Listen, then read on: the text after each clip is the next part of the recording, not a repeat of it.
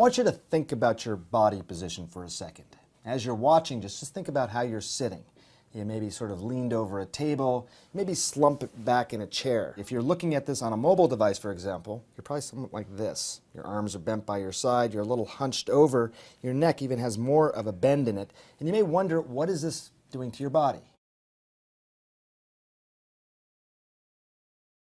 Like it or not, this is probably causing some pain. Think about it, maybe in your shoulders, in between your shoulder blades. Some doctors have even given this whole thing a name. It's called text neck. When the head is sort of in the neutral position, that means your ears are sort of lined up over your shoulder. The average human head weighs about 10 pounds, more for some people, less for others. But think about as you start to move your head, a few degrees forward, a few inches forward, and torque right here on the back of the neck.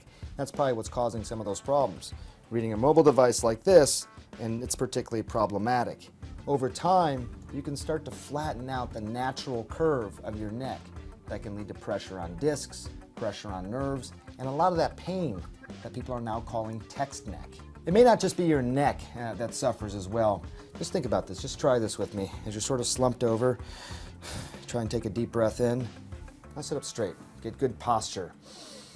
Take a deep breath in. You can find that the respiratory capacity, your ability to actually take in air, can decrease as much as 30% just based on your body position. Also, people complain about gastrointestinal problems, pressure on the stomach and the intestines, which could increase as a result of that slumped position. Again, just sort of opening things up could help with that as well. One of the concerns, if you're not getting the same amount of air into your lungs, is that there's many organs around the body that aren't going to get the same amount of oxygen either. It starts to decrease the amount of flow to all these various parts around your body. Probably the most important message is an easy one. Just be aware of your body. Do simple things like keeping your feet flat on the floor.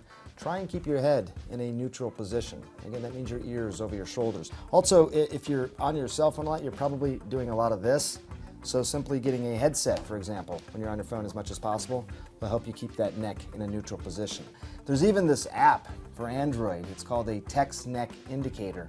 And it sort of gives you an indication, a green light, when you're in a more optimal viewing position, and you probably guess a red light when you're causing a little too much pressure on the neck.